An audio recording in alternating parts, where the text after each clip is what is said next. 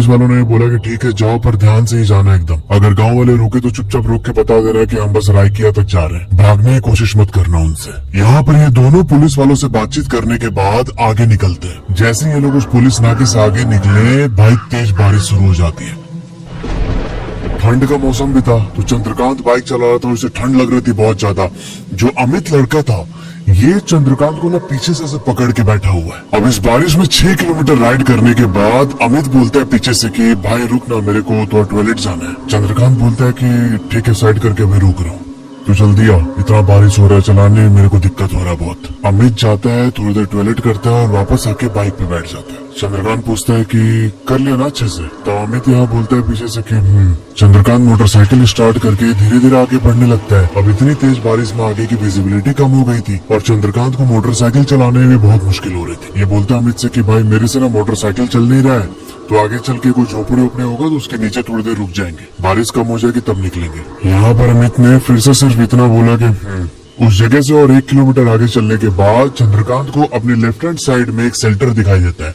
वो होता है ना जिसके नीचे गाय को बांधते हैं, तो ये मोटरसाइकिल साइड में ले जाकर रोक देता है और ये दोनों उतर के शेल्टर के नीचे खड़े हो जाते हैं। अंधेरा हो रहा था बहुत ज्यादा, तो चंद्रकांत ने अपनी मोटरसाइकिल का हजार्ड लाइट ऑन कर रखा था कि कहीं ऐसा ना हो कि हमें कोई चोर समझ के पकड़ ले। अब इस समय तक ना चंद्रकांत कुछ इधर उधर ध्यान नहीं दे रहा था, उसकी नजर सिर्फ बाइक पर थी और बारिश पर की जल्दी से बारिश खत्म हो जाए। अब कुछ टाइम के बाद जब बारिश थोड़ी कम हुई तब अमित को बोलता है कि भाई चल बैठ जा, पीछे चलते हैं। और भाई ये बोलने के बाद जब चंद्रकांत अमित की तरफ देखता है ना ऐसे मुड़ के, तो इसने पाया कि भाई अमित तो भीगा ही नहीं है। जहां पर चंद्रकांत का पूरा शर्ट जैकेट जो भी पहना हुआ था सब कुछ भीग चुका है, अमित एकदम सूखा हुआ था, उसके शरीर पर पानी का नामो निशान नहीं है। ये देख के चंद्रकांत बोलता अमित से कि अबे तू तो भीगा ही नहीं एकदम, मेरा पूरा बदन भीग गया है, पैंट के अंदर भी पानी घुस गया है, तू ऐसे सूखा सूखा कैसे खड़ा है। तो अमित बोलता है कि भाई चल ना जल्दी, अभी बारिश कम हुआ है, क्यों ऐसे बहस कर रहा है। ये बोल के अमित शेल्टर से बाहर आ गया और बाहर आके चंद्रकांत को बुलाने लगा अपनी तरफ। चंद्रकांत भी जाके मोटरसाइकिल पर बैठता है। अब चूंकि इनको जल्दी पहुंचना था तो इसने ज्यादा कुछ क्वेश्चन आंसर नहीं किया। ये लोग उस शेल्टर से 3 किलोमीटर और आगे जाते हैं। जब 3 किलोमीटर आगे गए तो इसके हेडलाइट का फोकस सामने रोड पर पड़ा और इसने देखा कि भाई रोड पर 10-15 आदमी खड़े हैं, उनमें से 5-6 आदमियों के हाथ में डंडे वगैरह थे और ये वही गांव के लोग थे जिनके बारे में पुलिस वालों ने वार्न किया था। जब ये उनके करीब पहुंचा तब उन्होंने हाथ दिया रोकने के लिए। ये जाके मोटरसाइकिल खड़ी करता अपनी, तो उनमें से जो एक आदमी था गांव वाला, वो आके बोलता है चंद्रकांत से कि क्या हो तुमको डर वर नहीं लगता क्या, कहाँ जा रहे हो। अब चंद्रकांत बोलता है कि यही रायकिया जा रहे हो। तब फिर उस आदमी ने बोला कि अकेले ही जा रहे हो, मतलब गजब हिम्मत है तुम्हारे में। अब चंद्रकांत बोलता है कि अकेले कहाँ, मेरा दोस्त बैठा है ना पीछे। तब वो आदमी बोलता है कि कहाँ कोई बैठा है भाई, तुम्ही तो हो बस इस मोटरसाइकिल पे। अब ये बात सुनते ही चंद्रकांत अपना गर्दन पीछे घुमाता है और भाई पाता है कि इसकी मोटरसाइकिल पर कोई है ही नहीं, अमित गायब था वहाँ से। भाई साहब इसके एकदम पसीने छूटने लगे, इसने ज्यादा कुछ रिएक्ट नहीं किया।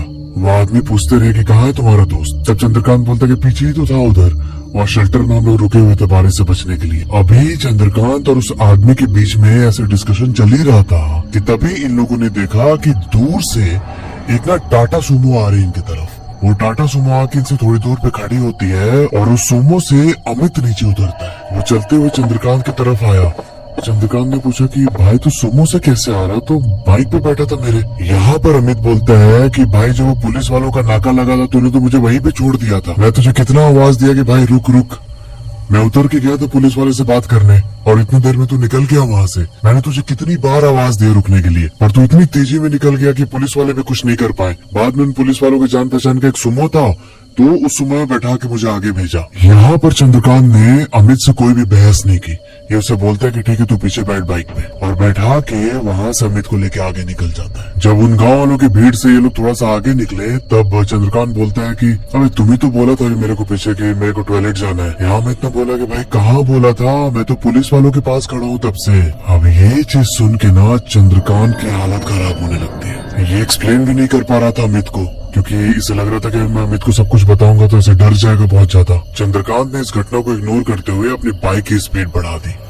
कुछ टाइम के बाद ये लोग एक जगह पे पहुंचते हैं और उस जगह का नाम था टुमेडी बंद।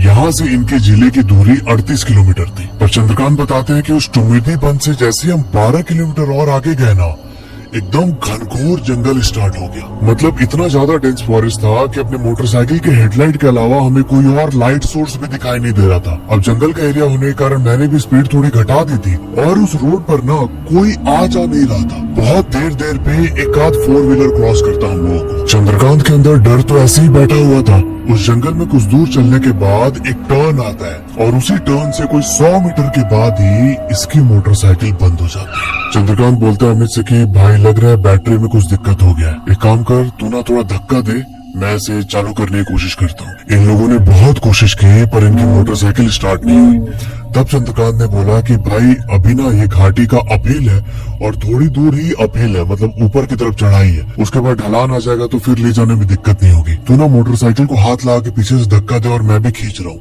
बस उस ढलान तक हम लोग को पहुंचना है। यहाँ पर चंद्रकांत ने बाइक की हैंडल पकड़ी और अमित पीछे से धक्का देने लगा। पर चंद्रकांत यहाँ नोटिस करते हैं कि अमित ना कुछ ज्यादा ही जोर से पावर लगा रहा है। इसने बोला अमित को कि भाई क्या हो गया, तू इतनी तेज धक्का क्यों दे रहा है। मतलब वो पूरी चढ़ाई थी और चंद्रकांत बताते हैं कि इनकी मोटरसाइकिल का वेट बहुत कम हो गया था। तब अमित पीछे से बोलता है कि भाई मैं कहाँ जोर लगा रहा हूँ, मैं तो नॉर्मली पुश कर रहा हूँ बाइक को।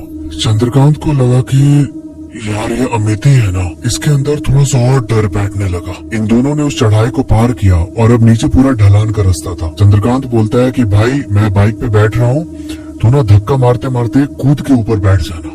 अमित बोलता है ठीक है। अब जैसे ही उस ढलान से नीचे उतरा और अमित कूद के पीछे बैठा, चंद्रकांत बताते हैं कि भाई जिस ढलान पर उनकी बाइक की स्पीड बहुत तेज होनी चाहिए थी, वहाँ उनकी स्पीड एकदम कम हो जाती है। मतलब इनको ऐसा लग रहा था कि कोई इनकी मोटरसाइकिल को आगे से रोक रहा है, फोर्स लगा कि आगे मत बढ़ पाए। अब इससे पहले कि चंद्रकांत कुछ फिगर आउट कर पाता, इसकी मोटरसाइकिल की स्पीड ऑलरेडी बहुत कम हो चुकी थी। और तभी अमित इसके कान के पास आके बोलता है कि भाई मुझे लग रहा है ना पीछे से कोई आ रहा है। अब ये बात सुन के चंद्रकांत ने जब साइड मिरर में देखा तो इसने पाया कि कोई ना व्हाइट कपड़ा पहने हुए इंसान है और अपने साथ में ना वो कुछ घसीटते हुए रोड पर आ रहा था इनकी तरफ। अब बहुत क्लियरली तो नहीं देखा, हल्की धुंध पड़ रही थी, पर चंद्रकांत बहुत ध्यान से देखने की कोशिश कर रहा था, पर उस इंसान का ना चेहरा दिखाई नहीं दिया इसे। इस पॉइंट पर चंद्रकांत ने अपनी बाइक को बिल्कुल रोड के किनारे पर खड़ी कर रखी थी। जहाँ ये एक्सपेक्ट कर रहा था कि भाई बहुत तेजी में हम निकल जाएंगे, वहाँ पर इसे ऐसा रेजिस्टेंस मिल रहा था कि ये आगे ही नहीं बढ़ा पा रहा अपनी बाइक। तो ये दोनों चुपचाप रोड की साइड पर बाइक खड़ी करके उस पर बैठे हुए थे। और भाई इन्होंने देखा कि वो जो व्हाइट कपड़ा पहना हुआ इंसान था वो रोड के बीच से होते हुए जंगल की ओर जा रहा है। घूम के उसने इनकी ओर देखा एक बार, पर इन लोगों ने कुछ भी रिएक्ट नहीं किया, ये सीधे देख रहे थे। चंद्रकांत एकदम ऐसे कनखी से देख पा रहा था कि वो इंसान रोड के बीच में खड़े होकर इनकी ओर देख रहा है, पर इनकी हिम्मत कहाँ हो रही थी कि उसे आई कांटेक्ट करे या फिर देखने की कोशिश करे कि कौन है। अब इनकी ओर कुछ सेकंड देखने के बाद वो इंसान धीरे धीरे जंगल की ओर मुड़ने लगा। इस पॉइंट पर अमित पीछे से बोलता है कि भाई मुझे बहुत ज्यादा डर लग रहा है, ये कौन है भाई, इधर आसपास तो घर भी नहीं है, ये कौन है भाई इतना अजीब सा। और ऐसे बोलते हुए अमित ने चंद्रकांत को पीछे से और जोर से पकड़ लिया। तब चंद्रकांत बोलता है कि भाई कुछ भी हो जाए मोटरसाइकिल से नीचे मत उतरना। ये दोनों अपनी मोटरसाइकिल को रोड के साइड पर खड़ी करके चुपचाप उस इंसान की तरफ देख रहे हैं। चंद्रकांत बताते हैं कि मैंने अपनी मोटरसाइकिल का फॉग लाइट ऑन कर रखा था। अभी तक तो वो इंसान हमारे पीछे से होते हुए साइड से क्रॉस किया, पर जैसे ही हमारी फॉग लाइट की रोशनी उस पर पड़े ना, हमने पाया कि वो एक औरत है, बाल पूरे सफेद उसके,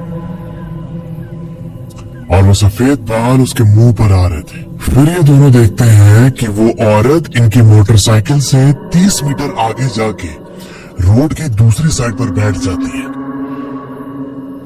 और जो ये साथ में बोरी घसीट के ला रही थी, उस बोरी को खोल के उसके अंदर से कुछ निकाला। इन्होंने देखा कि भाई वो एक छोटे बच्चे का कंकाल था। उस औरत ने अपने दोनों पैर ऐसे रोड की तरफ फैलाए और उस कंकाल को अपने पैरों पर सुला के, जैसे तेल में लगाते हैं ना बच्चे को, ये देखते हैं कि उस कंकाल के पैर के साइड में वो हल्दी लगा रही थी। इन दोनों का यहाँ पर एकदम खून सूख चुका था। ये देख के समझ ही नहीं आ रहा था कि कैसे रिएक्ट करें। और 1-1.5 मिनट के बाद ही उन्होंने देखा कि उस औरत ने गले में फूल की माला भी पहनी थी। वो फूल की माला को तोड़ के निकालती है और जो कंकाल था ना बच्चे का, उसके ऊपर रख दिया। और वो माला रखते ही वो औरत एकदम जोर जोर से चिल्ला चिल्ला के रोने लगी। करीब 20 मिनट तक वो औरत ऐसे ही चिल्ला के रो रही थी और इन दोनों की हिम्मत नहीं हो रही थी कि उस औरत को क्रॉस करके वहां से आगे जाए। ये चुपचाप अपनी मोटरसाइकिल पर बैठे बैठे सुबह होने का वेट कर रहे थे। अब 20 मिनट तक रोने के बाद वो औरत अपनी जगह पर खड़ी हो गई और भाई जैसे वो खड़ी हुई, चंद्रकांत बोलता है कि सुन अमित, हम ना पैर से ऐसे मोटरसाइकिल को ढकेल ढकेल के यहाँ से जल्दी से बाहर निकलते हैं। और ठीक इन लोगों ने वैसे ही किया। पैर की फोर्स से मोटरसाइकिल को आगे ढकेलते हुए इन लोगों ने उस जगह को पार किया। अब जैसे इन दोनों ने जो साइड में औरत खड़ी थी उसको क्रॉस किया ना, पता नहीं चंद्रकांत के दिमाग में क्या आया, इसने पीछे मुड़ के देखना चाहा कि वो औरत अभी क्या कर रही है। और भाई ये जैसे ही पीछे मुड़ा, ये देखता है कि रोड के साइड में जो पेड़ था, वो औरत उस पेड़ में फांसी लगा के झूल रही थी। इन दोनों की रूह कांप गई एकदम। ये दोनों उस ढलान पर बहुत तेजी से मोटरसाइकिल को आगे रोल करते हैं और इसी बीच इनकी मोटरसाइकिल स्टार्ट हो गई। उस जगह से ये लोग 3 किलोमीटर आगे गए तो देखा कि एक अंकल थे गांव के, वो ना ऐसे टॉयलेट करने के लिए गांव में निकलते हैं ना बाहर सुबह सुबह, तो टॉयलेट करने के लिए बाहर निकले थे। ये लोग जाके मोटरसाइकिल उस अंकल के पास रोक देते हैं। रोक के हांफने लगे बहुत ज्यादा। तो अंकल ने पूछा क्या हो गया, इस समय तुम लोग कहाँ से आ रहे हो? तब चंद्रकांत ने सारी बात अंकल को बताई। यहाँ पर उन अंकल ने बताया कि बेटा, अगर तुम लोग मोटरसाइकिल से उतर जाते ना तो तुम्हारी लाश भी नहीं मिलने वाली थी इस जंगल में। फिर अंकल ने बैक स्टोरी रिवील की। ये बोलते हैं कि कुछ साल पहले एक औरत अपने 7 महीने के बेटे और अपने पति के साथ उस रास्ते से आ रही थी। ये लोग मोटरसाइकिल पे थे और इनका एक गाड़ी के साथ एक्सीडेंट होता है। जब एक्सीडेंट हुआ तब इनके हस्बैंड की स्पॉट डेथ हो जाती है और जो इनके 7 महीने की बेटी थी उसके सर से भी ब्लीडिंग होने लगी। ये अपने हस्बैंड की बॉडी को पकड़ के और एक हाथ में बेटी को उठा के कैसे भी घसीट के ना गांव तक लेके आना चाहती थी। उस एक्सीडेंट वाले स्पॉट से जब ये 40 मीटर और आगे आई तब इसने नोटिस किया कि जो इसकी बेटी है वो भी मर चुकी है। अब दुख के मारे ये अपने हस्बैंड और बेटी की बॉडी रोड के साइड में लगाकर बहुत देर तक रोते रही।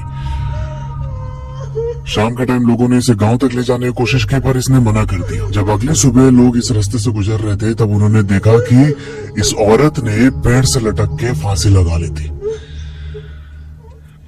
और उसी की आत्मा आज उस जंगल को हॉन्ट करती है। 1 साल पहले उस जंगल से गुजरने वाले कई सारे लोगों को इस औरत ने अपना शिकार बनाया है। उनकी भी स्पिरिट इधर घूमती है जो छलावा के रूप में आने जाने वाले यात्रियों को अपना शिकार बनाते हैं। तुमने बाइक नहीं छोड़ा, ये बहुत अच्छा काम किया बेटा। अंकल की बात सुन के ये लोग वहाँ पे बैठते हैं, थोड़ा पानी वानी पीते हैं और फिर सुबह होने के बाद अपने घर वापस आते हैं। तो यार